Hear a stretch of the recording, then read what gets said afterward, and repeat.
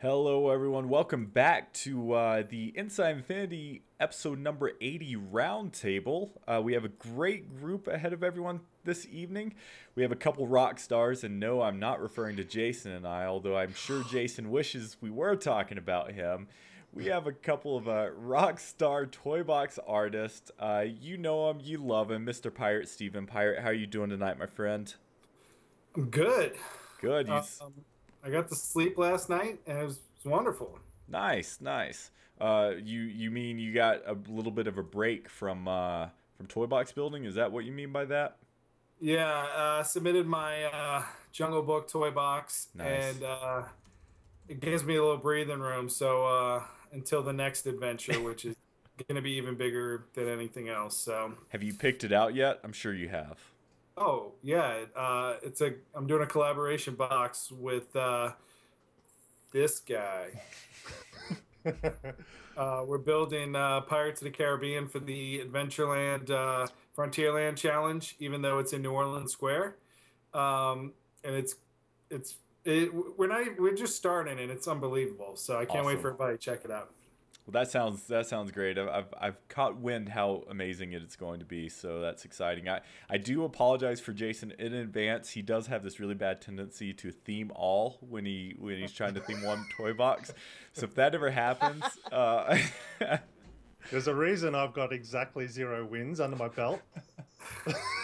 oh, and that other wonderful voice you heard there is a famous toy box artist, someone who I guess JV said kicked off of a cliff just the other day. Who knows Yeah, what he that? he did say he kicked me off a cliff the other day. Best compliment ever. That is the best compliment ever. Mightygitis, Lauren, how are Hey you doing guys. tonight? I'm doing good. I'm doing good. Worked, took a nap, now I'm here.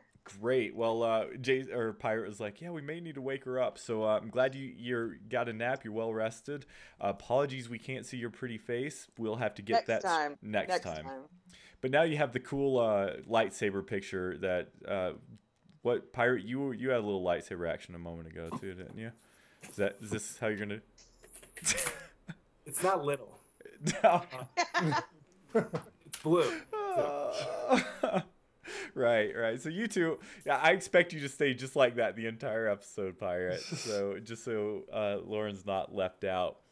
So before we get things started, Pirate, forgive me, but I'm assuming most people know you and know your toy boxes and stuff. Lauren, being a first timer on the show, you've hung out with us before, but never officially on one of the shows. So can you give us a little bit of background of not only how you got into toy box building, but some of maybe your famous toy boxes that people may know you from? Wow.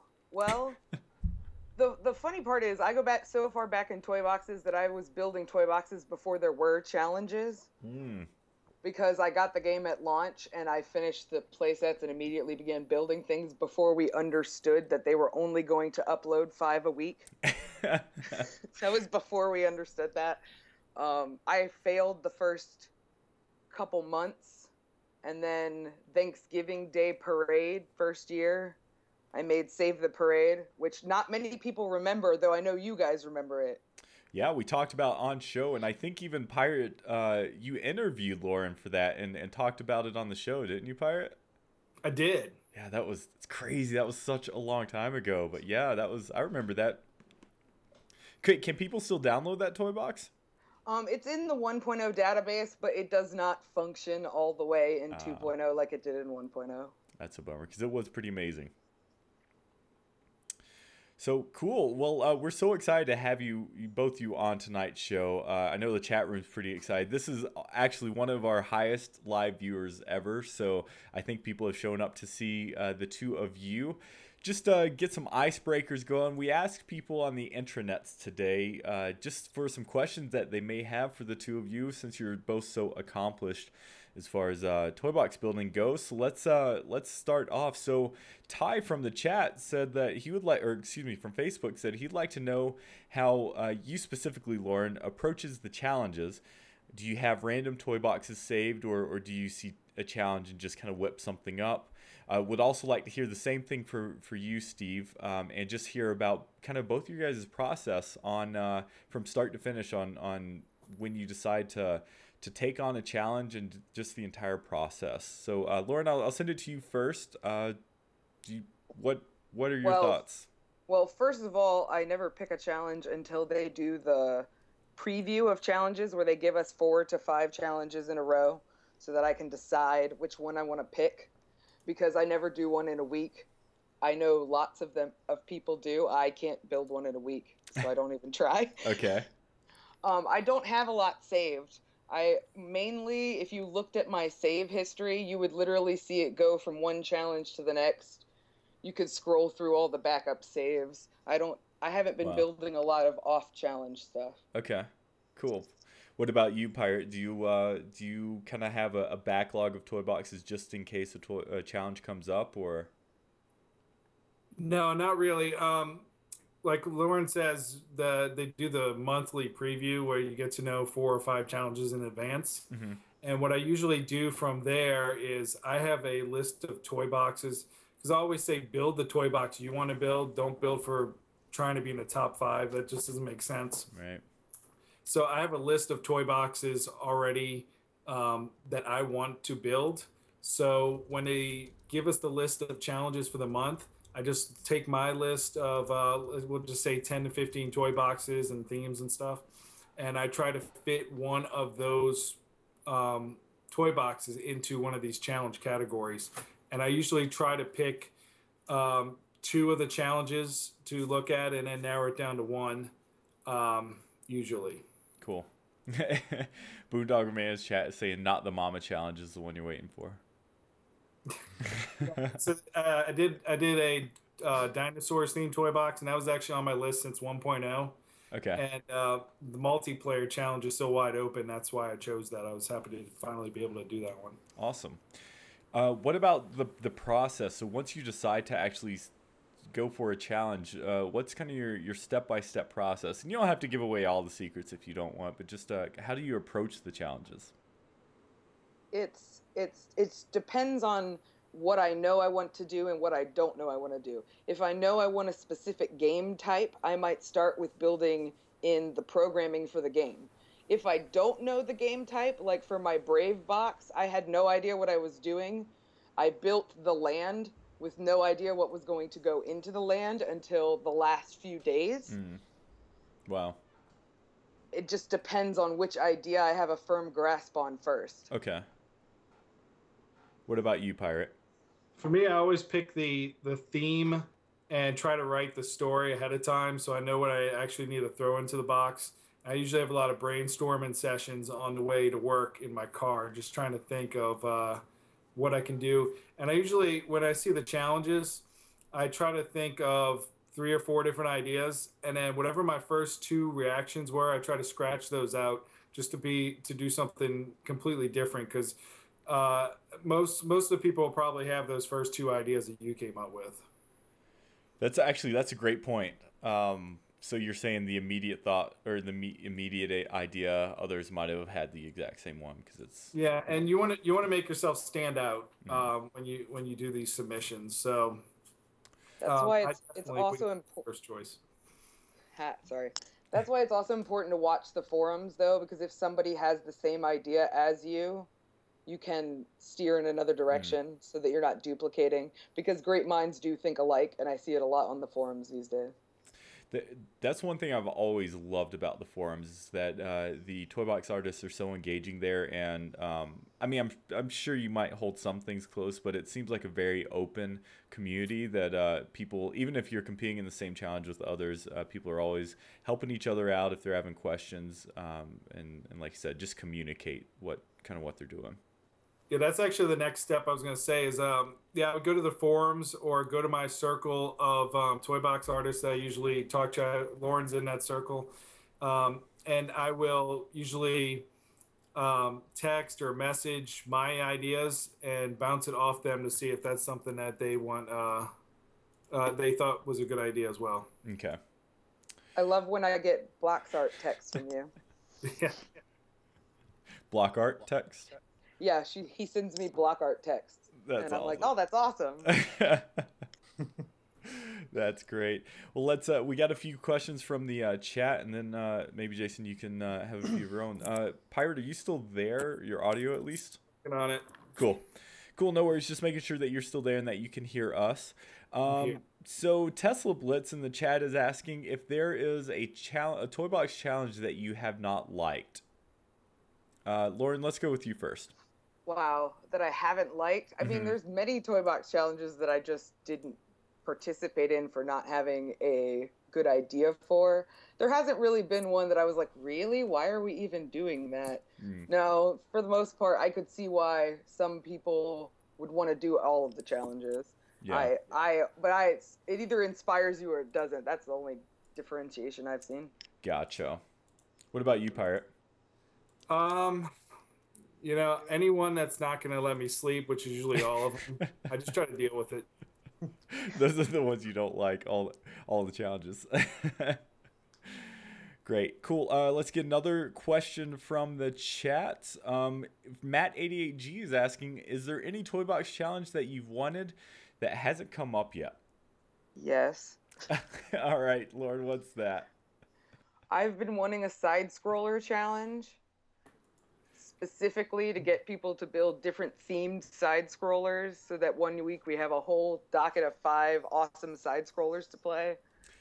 Now, is side scroller, is that just a genre that you're a big fan of? I miss it from my childhood, I think. Okay. And I want an excuse to build one, but every time I pick a challenge, I go, maybe I'll make this one a side scroller. And then I never do. I want the excuse to build one. I want them to give me the excuse. That would be cool, because side scrollers in Infinity, it's pretty amazing what you can do with them, and so I'd love to see that as well. Getting all the great minds together and see what side scroller action we can get. What about you, Pirate? You said that's kind of part of your process. You have ideas and then you just kind of squeeze them in when a challenge makes sense. Is there any challenge that you've been waiting for that hasn't come up yet? Let me look at the list. Okay, real quick, before you answer this question, how many do you have on the list waiting in the wings? I haven't started on any of these boxes. Okay. Just by coincidence, we'll just go with the last month of challenges. Normally, I'd try to do one challenge, maybe 2 a month, and I wasn't going to do the Jungle Book challenge, but it just so happens that in November, I said, you know what? I like Shere Khan. I want to put Shere Khan in a box. So I built this huge Shere Khan block art, and that was the box. You just go in there and Shere Khan's in there. and then they announced the Jungle Book challenge. So I'm like, oh, great. Now I got to enter this. I can't just leave that just sitting there. Which is amazing. That's the one you sent me the other day, right? That was another week of lost sleep. On this list, I have a bunch of it's just random stuff. Yeah. Marvel Zombies. I do have a Country Bear Jamboree box that's halfway built. That's awesome. That's awesome. Yeah, Adventures of the Gummy Bears. There's random stuff on here. It's just whenever I can't think of an idea, I turn to this list. And Monte Cristo sandwich from Disneyland. Who's gonna think of build a Monte Cristo sandwich box? But it's a classic when it's built. That's epic. That's amazing. That's cool. It's interesting to hear how the two of you approach toy box building, where there's some similarities but then some differences. Yeah, it's all about having them and budgeting your time too, because anybody can build. I feel like anybody can build a toy box. It's just you got to have the time and the patience to do it. Yeah. And not give up halfway through. Don't give up. Jason, I don't want to run the show. I know you had some questions that you wanted to ask. I think I'm just going to ask a couple. The first one is, what is one thing that you would like to see in the toy box in 3.0? What's one toy that you hope is there? It could be an improvement on an existing toy, or just something that you want to see, a brand new thing that allows you to do something brand new. One each. Start with you, Park. So one of the cool things I like with 2.0 is you can really develop a story by having little cutscenes where you can pull off to a block art or pull off to some townspeople talking.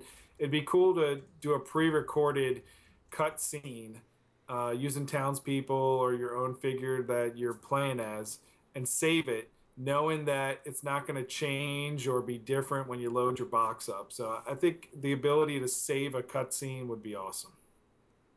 That's a cool idea. So like a replayer, effectively, but Yeah, like a for replay that in works. video form, almost. That's cool. Funny story. I originally thought that's what a replayer was going to do before I understood what it actually did. Makes sense Well, with the name. It is a pain of a tool. What about you, Lauren? What's the number one thing you think you'd like to have? It's actually funny. I only just had this revelation that this was the one thing I wanted in the past couple weeks, and that is I would like a creativity that is essentially a save point. To build longer toy boxes, you could have a save point that you place, and they can only save if they get to the save point, and that saves it there as their spawn point and captures their data, whatever it is, what they've collected, so that you could build a real game. Right now, we're kind of limited to how long do we think a person will stay in one toy box before they give up and go play something else? Because you can't save. That's a very good point. So would that work with like the loading of a new toy box possibly so you could just increase so each level would be a different toy box, and that way you could really make each level robust, and then it would save? That would be amazing if we could get that kind of functionality in the game. Yeah, great, because you got so many options. Like, I remember when I used to review the toy boxes each week, like, I'd only have to have one tiny thing, like, stumble me, and I'd be like, nope, moving on to the next box. You know what I mean? It's like that'd be nice to have an incentive to sort of complete one box and then have that be able to transfer into another box. I think that's an excellent concept. Excellent concept. So this kind of just brought up an idea for me. Do you two consider yourself game designers in a way? I mean, because you are building a video game. Granted, you are using an engine, which a lot of video game developers use pre-existing engines that are created by other companies. Do the two of you consider yourselves like a designer like that, or do you just consider yourself toy box artists and that's what you do? It's sort of a medium all its own. We are essentially making video games. Every toy box is its own tiny little video game. But I like the term toy box artist because it distinguishes us in our medium, which is the Disney Infinity toy box. Now, building these toy boxes are a full-time job. So when people ask me what I do, I tell them I'm a video game designer. That is epic. You don't tell me you're a pirate? Yeah, I'm not. When people go, "Oh, you're a pirate," I go, "No, I design video games as a pirate." That's awesome. Well, that's just assumed with your name, so you don't even have to mention that, right? Right. It's that. Well, that's a good lead. What do you think is fun about Disney Infinity? What motivates you to keep building toy boxes? What part of the process is your favorite, would you say? Pirate? Just the creative way. It's like a creative way of expression. I like being able to. I like somebody to play the game and go, "Wow, he did that," or "I wasn't expecting that."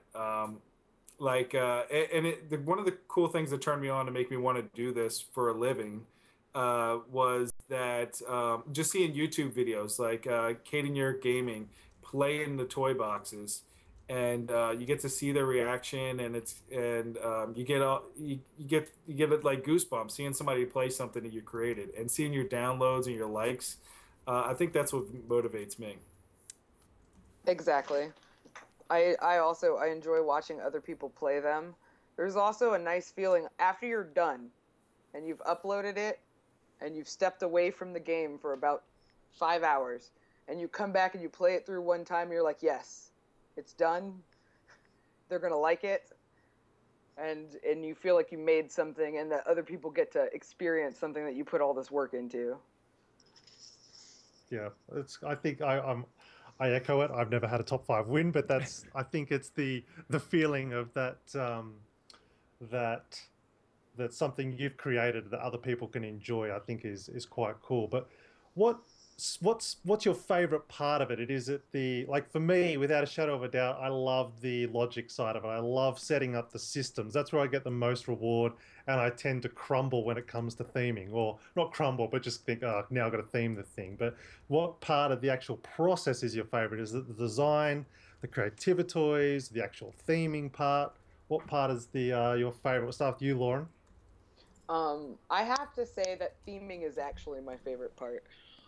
As I mentioned earlier, Brave, I built the forest first. I love to build forests and lands and tree. I will be placing trees for hours. I'll pick them up, I'll move them. I'll get on a horse and see what it looks like on the horse.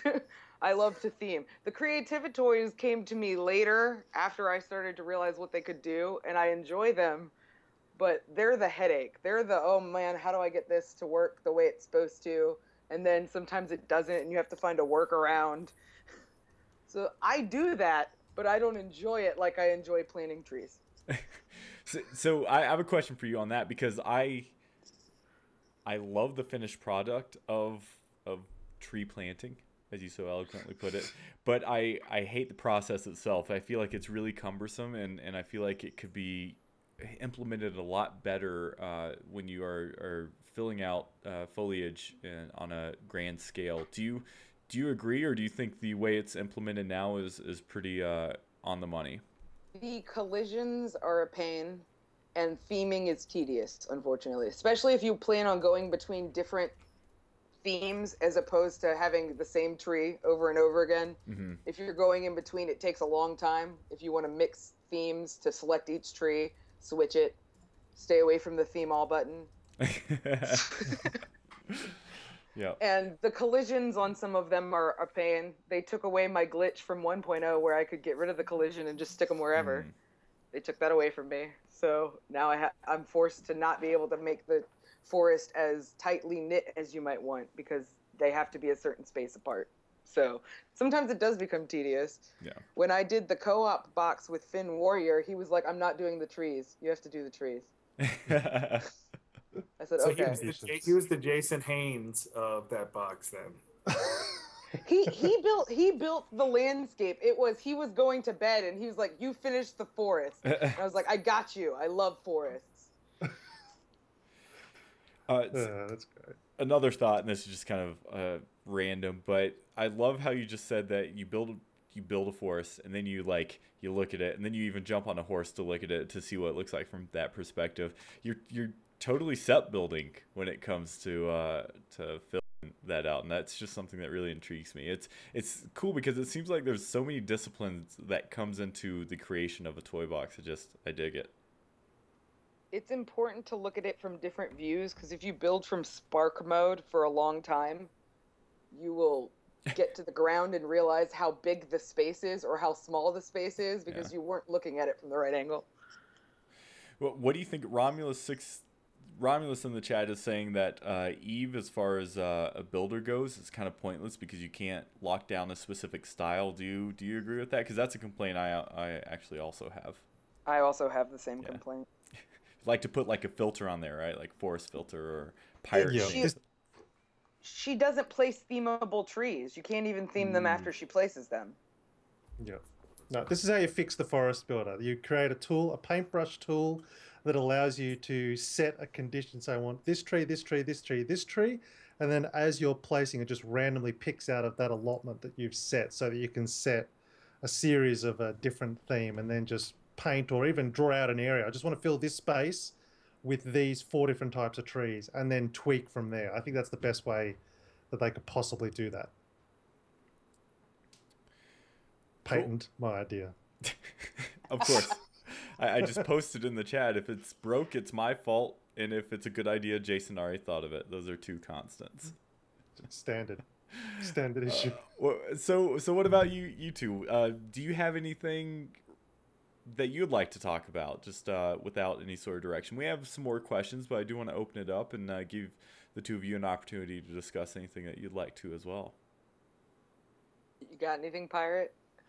I was gonna say ladies first, but I was gonna. I mean, you could definitely tell 1.0 is a different beast than 2.0 was. When me and Lauren first was doing this. Lauren started. I was a couple months after that, but we were just building toy boxes just to get something out there, and there was no such thing as a toy box summit, and I mean, of course, there was a top five.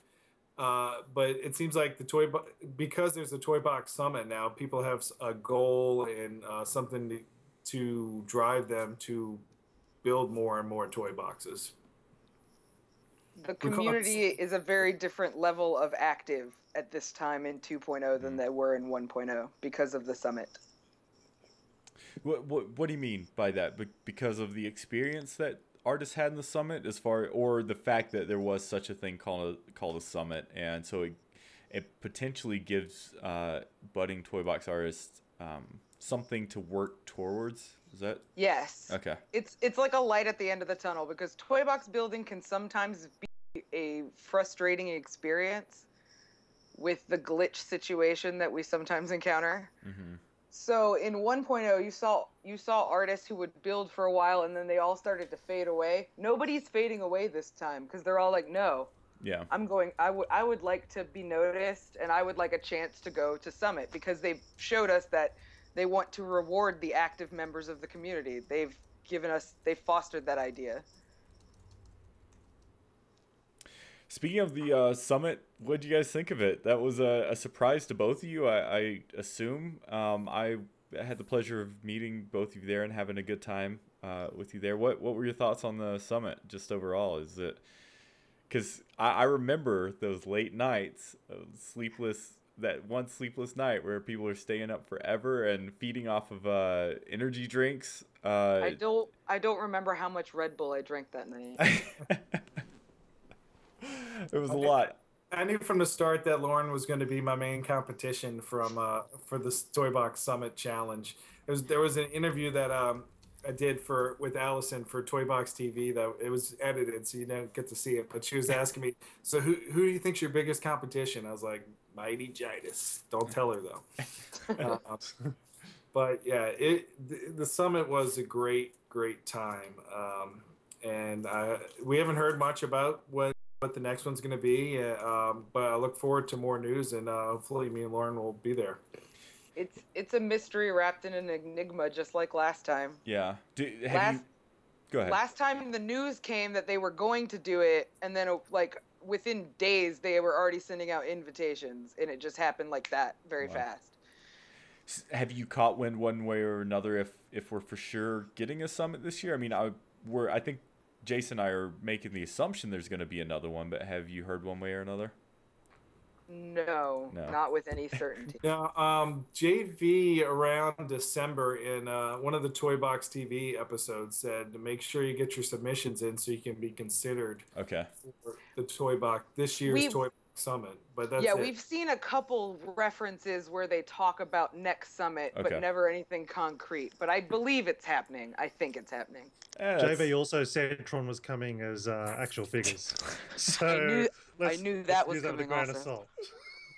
Oh, thanks, Jason. Way rain on our parade. Just bringing people back to reality. So at the summit, there were a few kind of internal competitions to the summit, and Lauren, you actually won one of those. We alluded to it early in the show. So there was a special prize. What if you got the community vote or something like that? There was a Marvel prize, the Agent M prize, because Agent M, who is an executive at Marvel, was there, and he picked his favorite Marvel box. That was the sub competition. Okay. And I had built a Guardians box. And what was the winning prize for that? That was all of the extra figures and play sets at launch. At launch, I received all of them in a giant box. Which is awesome, but I'm actually referring to the reason why you could have gotten kicked off a cliff. Oh, you're talking about, that was the first prize for the voting. Oh, okay. Where they're programming me in as a townsperson into the game. Oh, that's amazing. Have you heard much about that? I may or may not have heard some stuff about that. All right. Well, that enough said. We get the clue there, but that's pretty awesome. That's an epic. That's That's an epic prize if I've ever heard one. Pretty much being immortalized in this game. I look forward to toy boxes with me in it. It's going to be a fun game for me for the rest of time to be searching for toy boxes with me in it. So Pirates, you got your hands in your head. I would be careful. Who knows what he's gonna do to your toy box person? I was so close. No, I'm sorry, Pirate. No, it's all good. It was so funny because that whole prize came about. We were at dinner. All the toy box artists and everybody at Avalanche went to dinner, and Finn Warrior looked at JV and said, "Hey, why don't you just put us all the toy box artists in the game?" And he looked over at all the other producers and was like, "That's a good idea. We should do that." And then the next day, they announced a grand prize winner was going to get in there. So it's just funny how that got in so quickly. That's epic. And I could totally see JV like making that promise, and then like all the engineers in the background like, "What are you thinking? That's not a 5-minute job." But yeah, that's pretty awesome. Real cool. What else? Jason, I know you have some questions. There's more questions in the chat, but again, I don't want to go with the questions in the chat. I don't want to. I could talk all day about the toy box, but I'm sure they want to ask some questions about it. No one cares. I'm just kidding. I can tell you I feel like the people's attitude, like people have grown up over a year.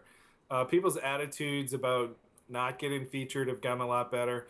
If you look back in the 1.0 days on the forum, in the different challenge threads, if somebody thought their toy box was the best and they didn't get featured, there was this long drawn out retirement speech on the forum about how they were giving up and life is not fair. And we haven't had much or any of that this year. So do you think, just a question, do you think that maybe part of that is the fact that even if you don't win, you can still share your toy boxes? So all that hard work isn't for naught if you don't win this time around? Yeah, that's a huge part because and like me and Jason think we had to have gotten 6th place if we didn't get in the top 5. So that is that's a big part of it. I remember me, Lauren, and a bunch of other people when we first saw that every toy box got posted automatically. We were kind of like, oh man, this is a bummer because all of the toy boxes are in there, and it's like the buried effects. You put something awesome out there, you spent 40 hours on, and then you go look at the toy box, the newest list, and there's like 5 of them on it just say fun race, and each one just keeps on making yours go down the list. And if you don't get featured, it doesn't get in the developer picks that everybody gets to see it. But yeah. It's a big plus now that we see it like that. It's a big plus that people still get to play your boxes. So Lauren had a great Aladdin box that she it was a rare, didn't get featured, but you could still play that, and it's getting a lot of downloads. It still exists in the universe, which softens the blow. Totally. Oh man, I remember my first box that didn't get featured was because I had a three box winning streak going into the egg hunt challenge, and I had this awesome Roger Rabbit toy box, and I thought, oh, above all, this is the one that's going to get featured. I mean, the other ones were just okay to get featured, but this one was going to be the best, and it didn't get featured. I remember like I was calling everybody, can you believe this? Wah. But yeah, I'm over it. You're over it now. Well, you have quite a few under your belt, so there's that one. Sonic Photo in the chat has a question. What part of making a toy box is the most annoying aspect and one that you wish would be easier? Examples, putting up floors and walls or roof, adding logic or animating it. So what are some things about building that you don't like? Right now, my main annoyance is doors. Okay, why is that? Because it's more convenient to build if you're trying to build a multi-level box with doors to build them all separate and then link them together. But the linking process can take days just by itself, just getting them to hook together. It's not an import. You can't just, it doesn't just work. You have to like jimmy it all over the place. It's ridiculous. So the doors are my main right now, just if they could do something with that. So I assume that has to do with maybe a toy box you're working on. So would a frustration like that, would it kind of guide the type of toy box you might do in the future to like maybe stay away from those types of Well, things? the truth is, I don't know if you pay attention to what I have been doing. I've been doing mainly one toy box mini games with leaderboards, except for Aladdin, which is where I got the door situation from. And now I'm working on Jungle Cruise, which, thank you, is one box. It's It's doorless. required to be, so there's no door.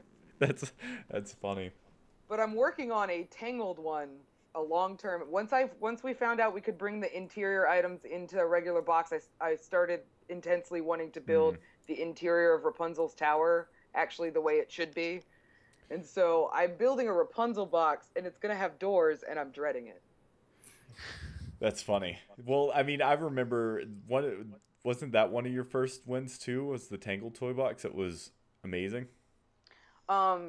Tangled Hunt, which was also the #2 toy box of 2013. Oh, look at that. Oh, there it is. your name in lights. That actually makes me quick. I want to ask, what do you guys think? You two particularly, and a lot of the other are actually clearly leaders out of the toy box artist community. People look to your toy boxes. They look to all of you with your countless wins that are all there. How do you feel about being toy box leaders, and do you think it helps or hinders your toy boxes? Is it something you embrace? Is it something you want to continue to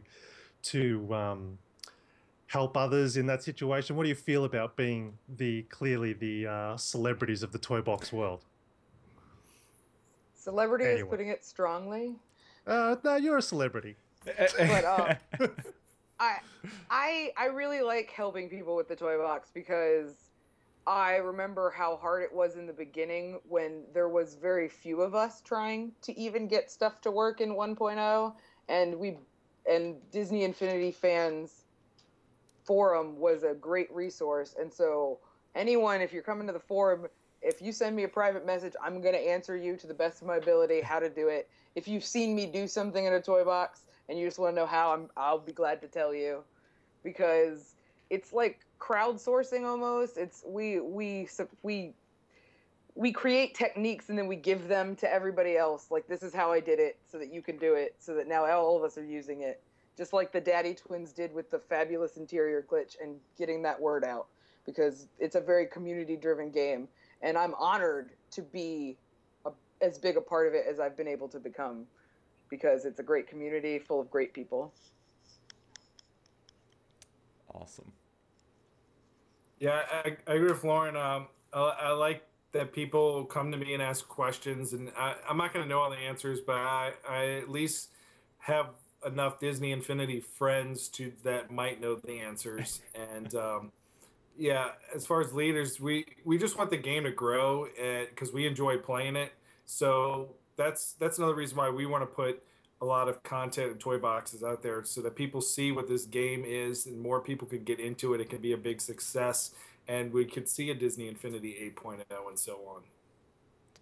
Yeah, it's cool. It's a cyclical thing, right? It's like it's that circle of giving back and just growing the community as a whole. And so if it's a closed off group, then it's going to be hard to grow that, because no one's sharing and no one's helping others. Team member Lem, Bad Gamer Official, is saying, Lauren, you helped him out when he first started the game, and this was actually before he was part of the DITV team. So that's kind of a cool story. Even outside of the forums, I get a lot of questions on Twitter about it from people who it'll just be out of the blue, a question about Disney Infinity from someone, and I'll answer it, and they'll be like, thanks, and then they're gone. Yeah, there's a certain amount of that, right? You're only going to have so much attrition. The Baroness in the chat is saying, this game sounds great, buying it tomorrow, smiley face. Sonic Foe is saying, yeah, it's been an amazing community, very motivational, and to keep working and learning. I did have a question, but I cannot remember what it was. Let's see. Someone else in the chat had something. Oh, Superpowered Games is asking, do you guys have any time-saving tips for building in the toy box? some stuff you just have to accept that some stuff is going to take you time. Um, I find that if you're going to do the same connection multiple times, like let's say you know you're going to have several different trigger areas that trigger a similar function, to set them all up in a row, program them all, and then move them to where you want them to be, so that you don't have to run around with a wand across your entire toy box linking creative toys. I've done that. It's not fun. Not fun. It gets hard to keep track of it too, huh? Yes. What about you, Pirate? Any time-saving tips? I feel like the more challenges that you do, it's kind of like baseball in practice. The more you practice, the faster you're going to be getting at doing these boxes. It used to take me a month to put out a quality product out there, but now just once your brain starts to think Disney Infinity, and it's just weird. Your eyes roll back in your head, and all the blocks go all over the place, and it's like the Matrix. And everything comes together. You can start getting really fast and really good at it. So you always want to start big, like dream big, but don't be afraid to scale back just to make sure everything works. And just know that it's not always going to be perfect. There's going to be replayers that don't work, and you're just going to have to think of workarounds. Yeah. What about you? What do you guys think? What do you guys think is something that would really explode the community? What do you think that could happen in 3.0 or 4.0 that would help the community to grow? What do you think is, or look at it for what do you think is holding back from the community growing? What do you think? I think that toy box discovery needs to be improved a lot, so that you can search on the console to find other people's toy boxes. Because even now, you're going to get buried pretty quickly, and not everyone is going to be okay with that and keep building things for them to get buried. Mm-hmm. Only the determined artists that we have repeatedly going up against these challenges are willing to deal with the bury. Whereas if they organized it in a more, I think about Netflix. I know this is going to sound strange. I think about Netflix and how Netflix suggests things for you, shows things you've played recently. If you have a character, like let's say there are challenges locked to characters, and you just got a character, maybe when you open up the community content, it shows you toy boxes that people have made for that character that you just took ownership over. Brilliant. It's amazing how much popular lockdown toy boxes to a specific character are.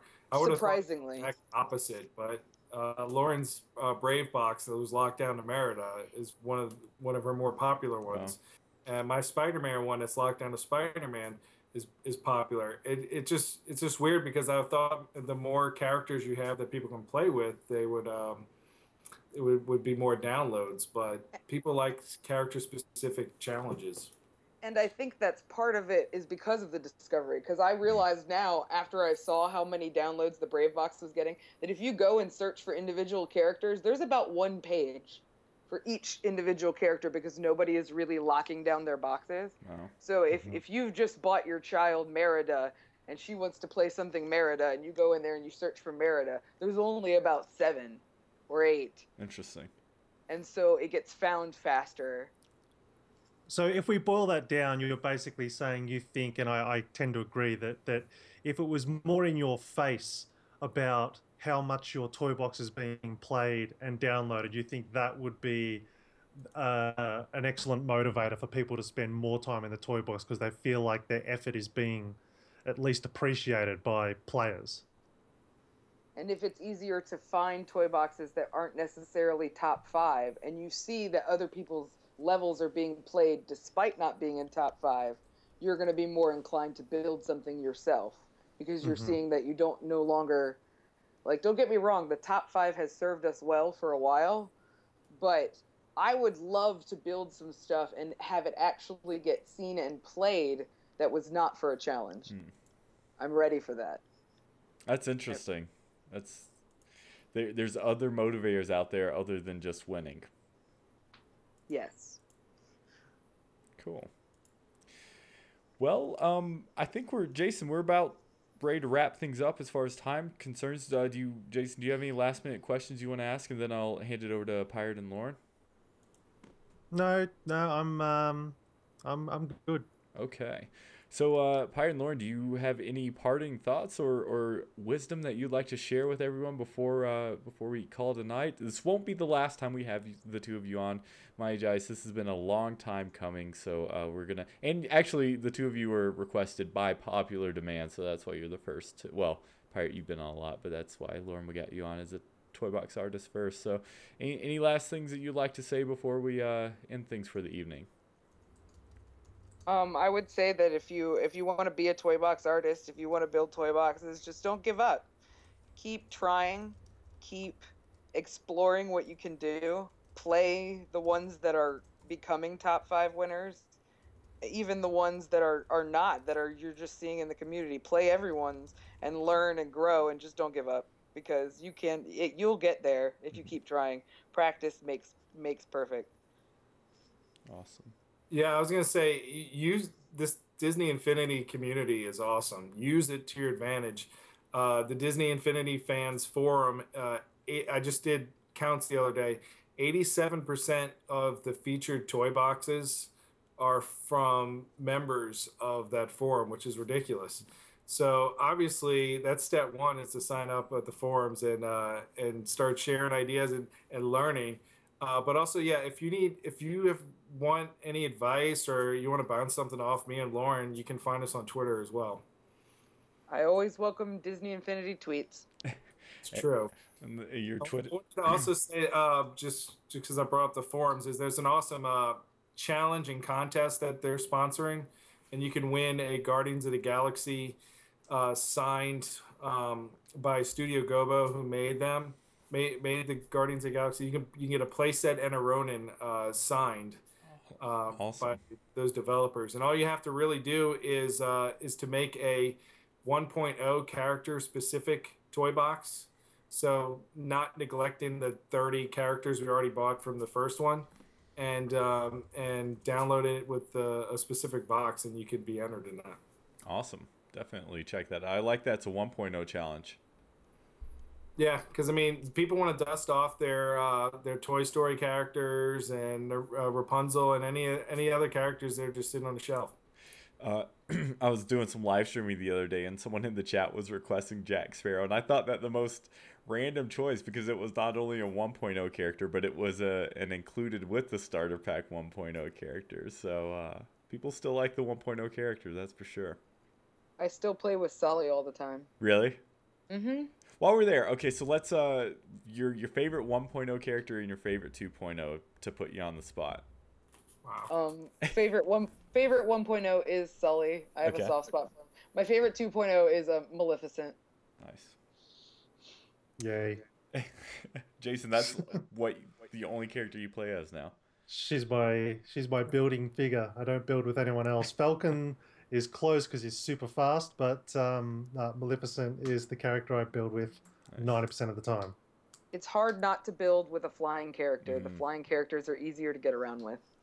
Yeah. There's a pro tip for you. What about you, Pirate? I feel like we've asked you this before, but it's here. Yeah, I'm pretty sure 1.0 was Captain Jack Sparrow. And then 2.0, I love Donald Duck. I think he's awesome. He was one of the characters I wanted to be in 2.0. But I usually build with Iron Man, just because, like you said, you want somebody that can fly around and get to different places in the toy box. Cool. Well, listen, thank you both for joining us tonight. I think this has been it's been fun, it's been entertaining, but also I think educational for people in the chat room and those listening and watching after the fact. I mean, the two of you are experts. Pirate, you were joking earlier saying that it's a full-time job and that one that you don't get paid for it. Well, it does take a lot of time and energy, and like you said, you don't always win, and it's a lot of hard work, so I definitely commend you for all the effort you put into not only bringing us amazing toy boxes each and every week, but also the roles in which you play in the community, because you're both very much community leaders, and like you said, Pirate, that's how we're just going to keep growing this thing. So you guys are awesome, and can't thank you enough for being on tonight's show. Thanks for having us here. Thank you. Of course. So, Lauren, your Twitter is at Mightygitis, and I know you're a member of it's actually at Mighty Lauren, to confuse everyone under the sun. Oh, is it really? Yeah. But if you search Mightygitis, I'm the only one in existence on Twitter, so you're gonna find me anyway. Like, is your name Mightygitis on there? Because that's my name is Mightygitis, as in instead of saying Lauren Anderson, it says Mightygitis. Okay. But my username is at Mighty Lauren. Oh, that's my apologies. I've had it wrong on your lower third there, but what's funny is I read that and didn't even notice. So Mighty Lauren is it. Okay, so but people can search your handle as well. Yep. Cool. Anything else? Like I said, I know you're part of the forums. Is there anything else you want to plug before we let you go? No, I think I'm good. That's it. All right. What about you, Pirate? Just in a couple of weeks, be prepared to have your mind blown by the Jason Haynes and Pirate experiment. That is the Pirates of the Caribbean attraction for the, we'll just call it the New Orleans Square Challenge. Awesome. Can't wait to see that. I've heard good things about Pirate, and I've yet to see it either. So, well, cool. Well, thank you both again so much for joining us. It's been a blast. We're gonna have you on again, and we're gonna be listening for all your advice in the off season. Jason, do you have anything you want to say before we end things? No, hopefully see you at the summit. Yeah. After your Pirate Tour box. You can do it, Jason. You can do it. Oh, thanks. We'll see. Well, if you dream it, well, the summit doesn't really have much Australian representation, so I mean, no, it's a travesty. We'll see. All right. Well, thank you all very much for joining us. If you liked this week's show, we appreciate you subscribing to us on YouTube, youtube.com/DisneyInfinityTV. Also look for us on twitch.tv/DisneyInfinityTV. Subscribe to us so you can watch us live each and every week. Thanks everyone in the chat for all your questions, for all of your engagement and interaction. It's been a pleasure. And until we see Pirate and Mightygitis again, we hope your week is filled with infinite possibilities. Bye, guys.